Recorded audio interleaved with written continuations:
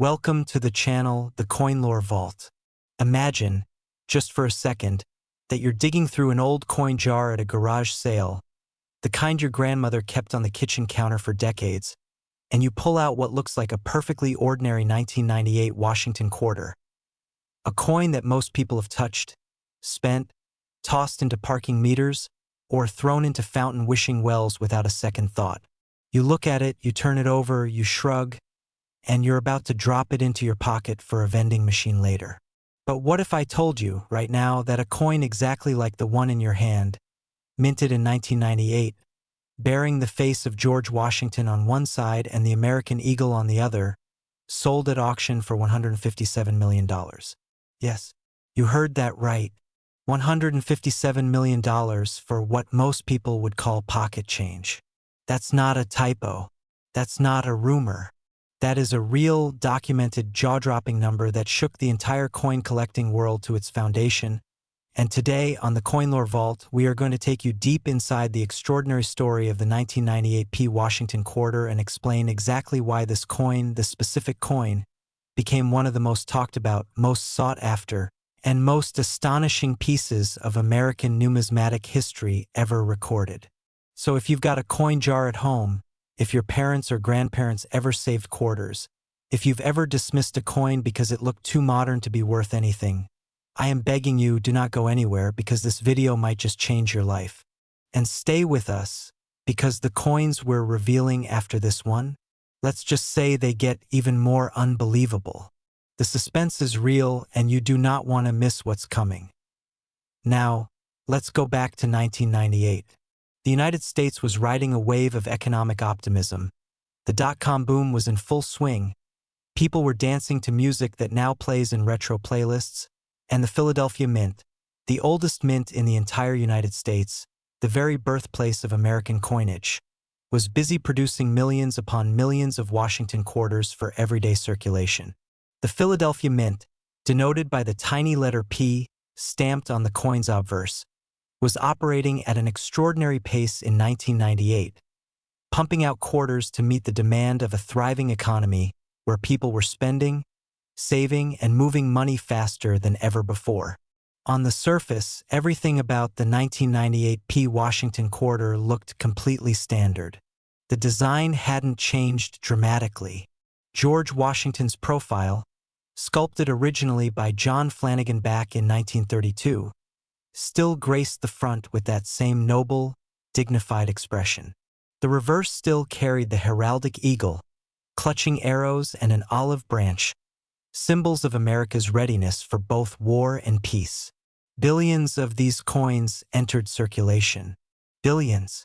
And nearly all of them were spent, lost down couch cushions, rolled into bank wrappers, or completely forgotten. Nearly all of them. But not every single one. Because here is where the story takes a dramatic turn.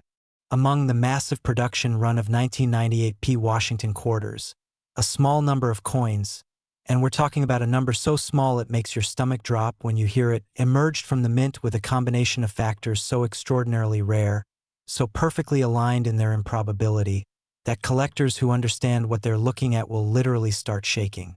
We're talking about a confluence of a dramatic die error, a specific strike doubling that created a ghostly doubling effect on key details of Washington's portrait, combined with what experts describe as a spectacular full obverse strike on a planchet that showed a near-perfect mirror-like finish that was never supposed to happen on a circulation coin.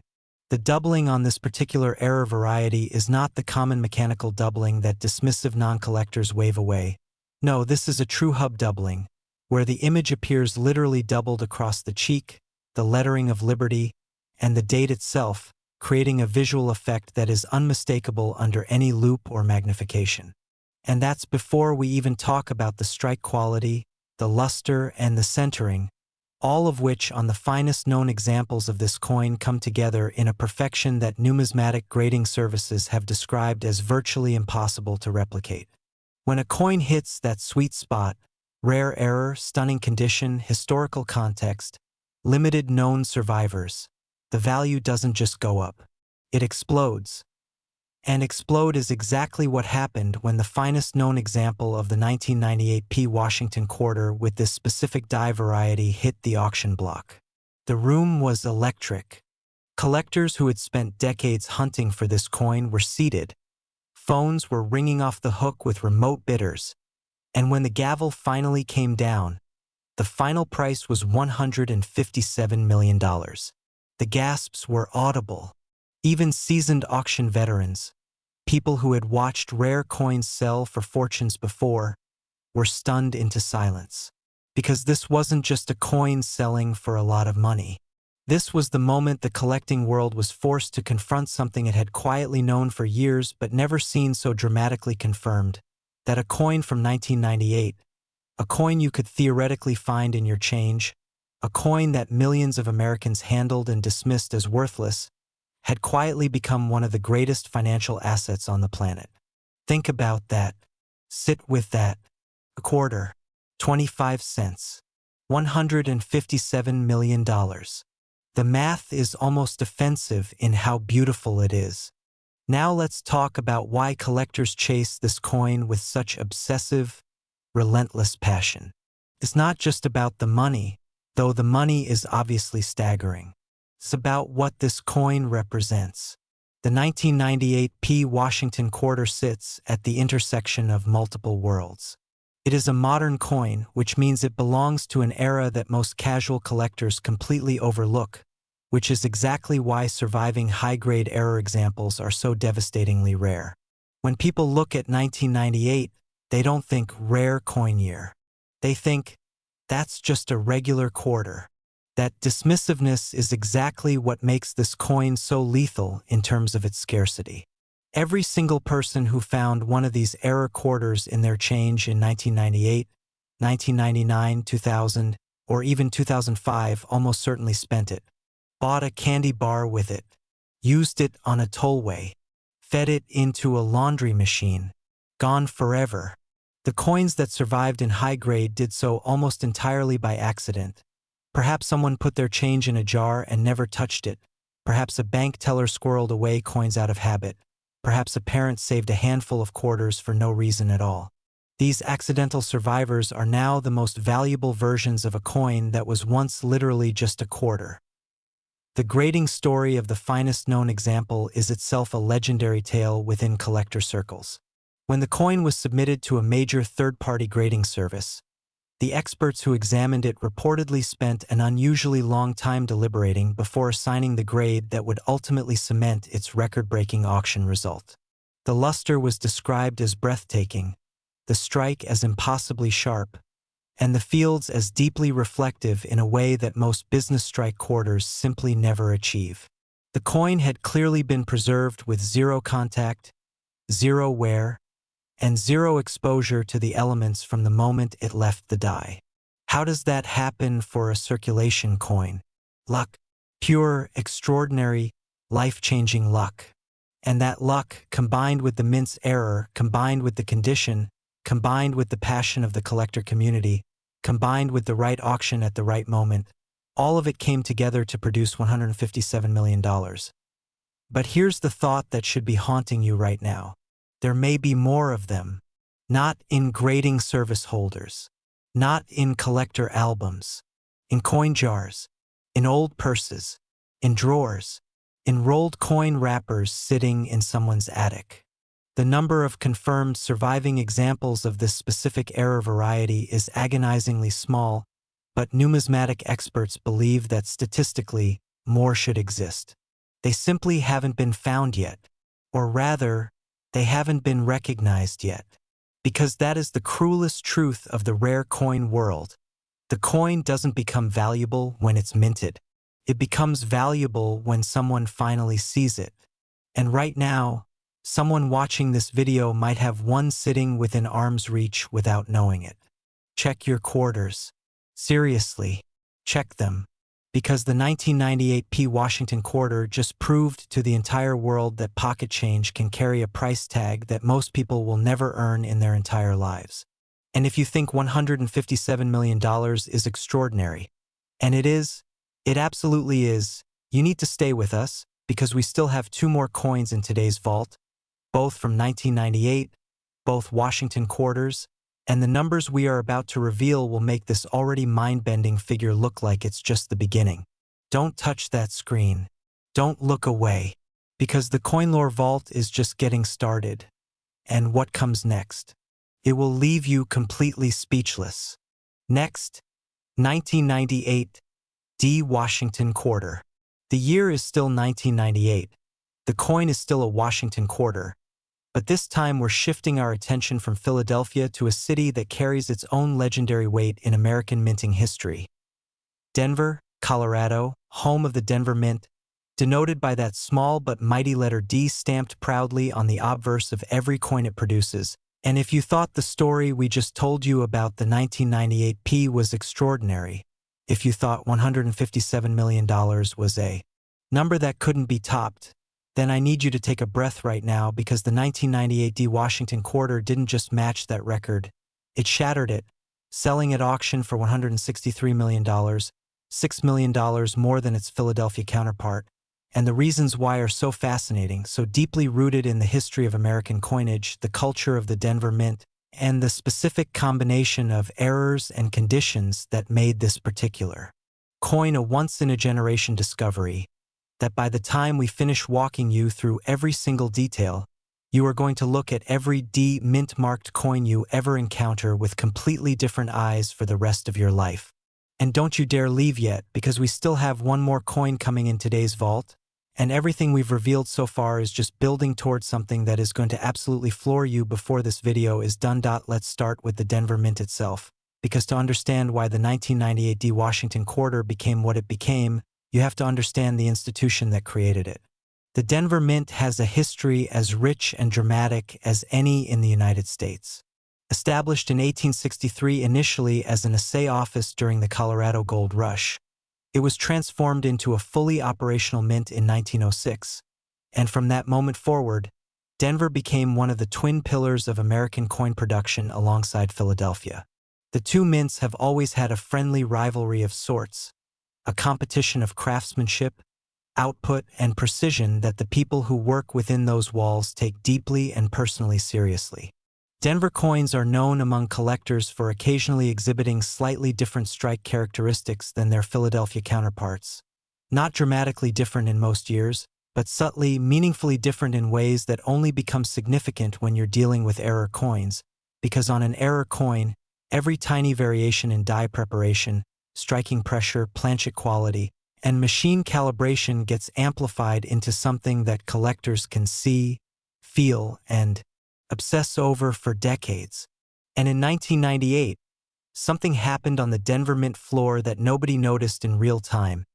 Something that slipped past quality control with the casual ease of a ghost walking through a wall. Something that would only be discovered years later when a sharp-eyed collector held a coin up to the light and said, "Wait a minute, something is wrong here." And wrong in the most beautiful, valuable way imaginable. The 1998 D Washington quarter error that defines the finest known example of this coin is, in the opinion of many leading numismatists, even more visually dramatic than the Philadelphia version we discussed moments ago. While the 1998 P showcased a compelling hub doubling primarily concentrated on the portrait and date, the 1998 D error variety presents something that collectors describe as a full coin doubling event, meaning the doubling effect is not limited to one or two areas of the design but spreads across the entire obverse in a way that creates an almost three-dimensional, layered visual experience when you examine the coin under magnification. The letters of "In God We Trust" show it. The date shows it. Washington's portrait shows it with a clarity and depth that makes the doubling look almost intentional, almost artistic, as though some visionary mint worker decided that one image of George Washington simply wasn't enough and doubled him for dramatic effect. Obviously, that's not what happened. What happened was a mechanical error during die preparation that allowed the hub to impress itself onto the working die not once but twice, at a very slightly different angle the second time, creating that ghostly double image that makes this coin so immediately recognizable to anyone who knows what they're looking for. And then the reverse. Because what makes the 1998 D truly special What separates it from even the most dramatic obverse-only errors in the Washington Quarter series is that the reverse of the finest known example shows its own anomaly, a striking irregularity in the eagle's tail feathers where the dye deterioration created a fanning effect that looks almost like the eagle is mid-flight rather than stationary, a detail so unexpectedly beautiful that when the coin was first submitted for grading, the examiners reportedly photographed the reverse separately and debated among themselves whether it constituted a distinct variety or simply a breathtaking consequence of the same dye marriage that produced the obverse doubling.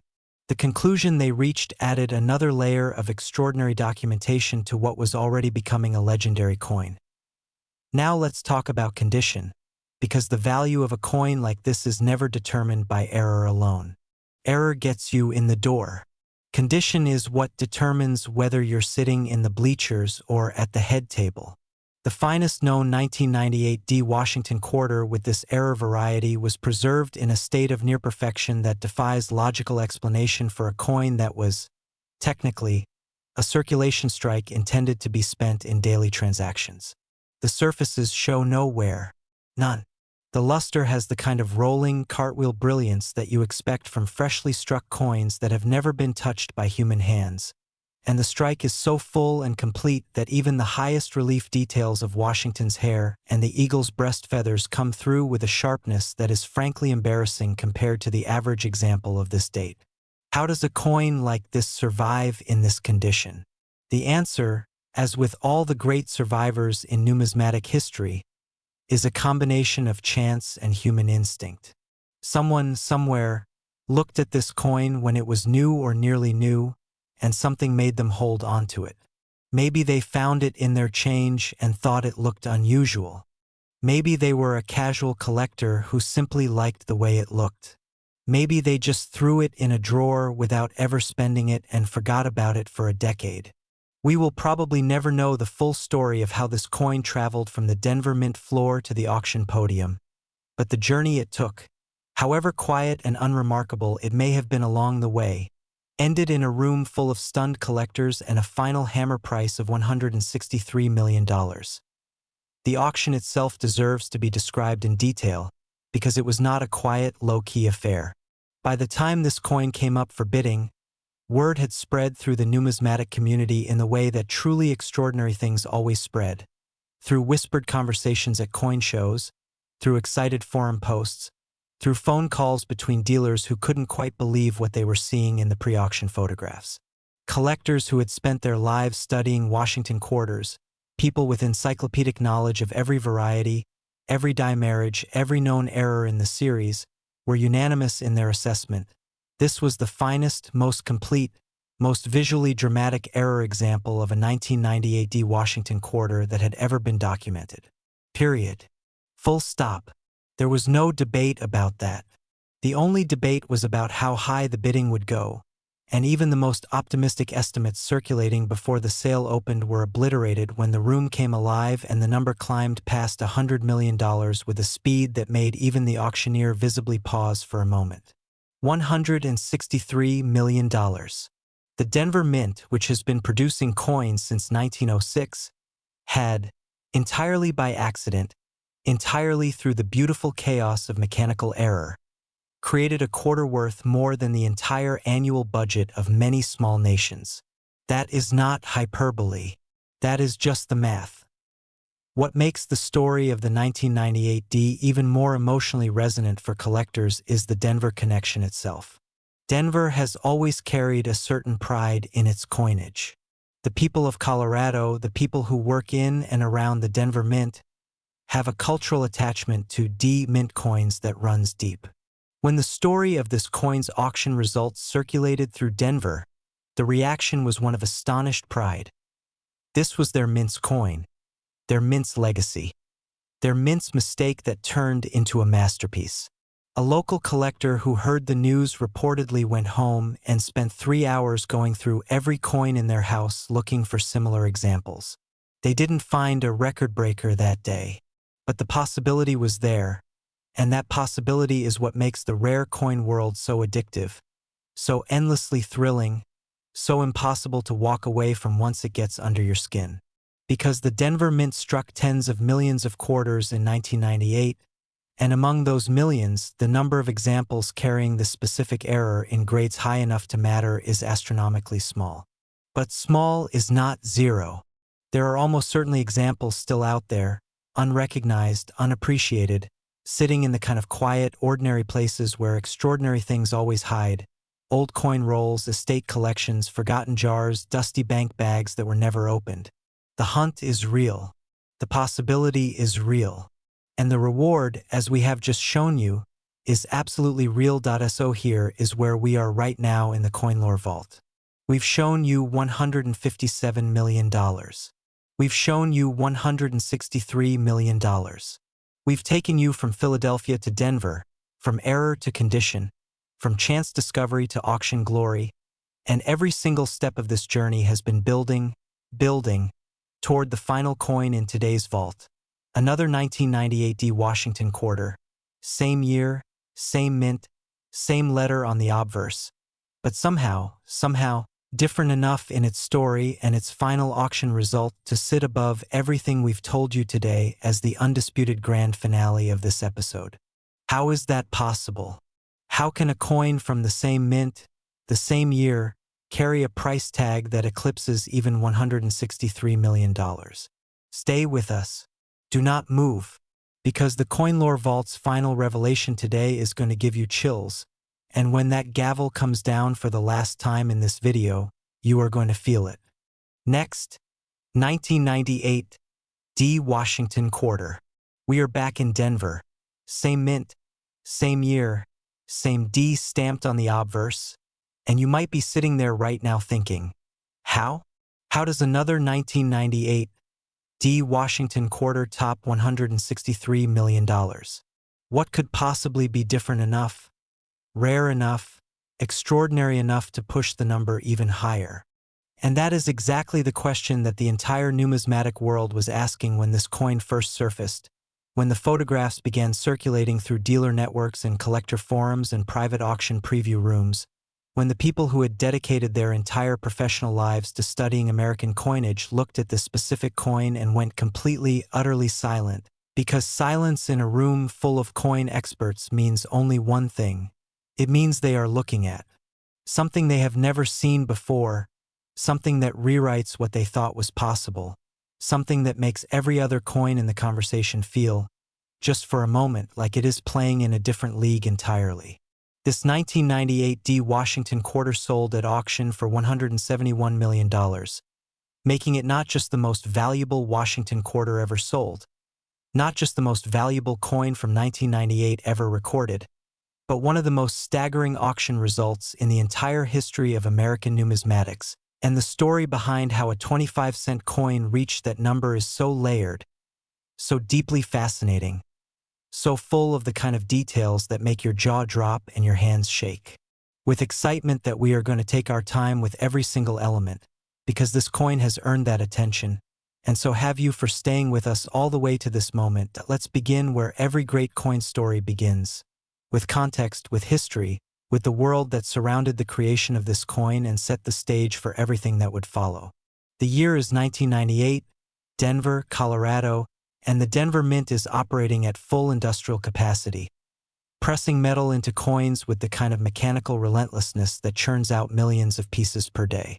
The workers on the mint floor are professionals, trained and experienced, moving through their routines with precision and focus, and yet the mint floor is also a place of incredible complexity, where dies wear down over the course of a production run, where planchets arrive in massive batches with microscopic variations in their composition and surface preparation, where striking pressure can fluctuate in ways too subtle for human perception but not too subtle for the finished coin to record, permanently in its metal.